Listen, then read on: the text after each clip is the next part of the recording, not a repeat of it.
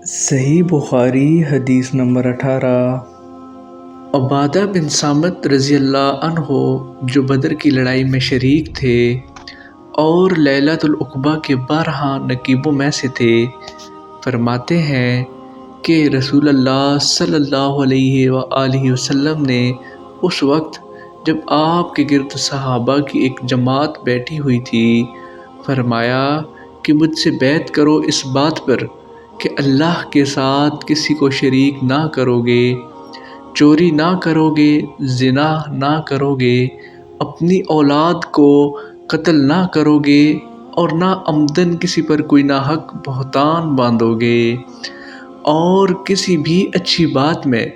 خدا کی نافرمانی نہ کرو گے۔ جو کوئی تم میں سے اس عہد کو پورا کرے گا تو اس کا ثواب اللہ کے ذمہ ہے، اور جو کوئی ان بری باتوں میں سے کسی کا ارتکاب کرے اور اس دنیا میں اسلامی قانون کے تحت سزا دے دی گئی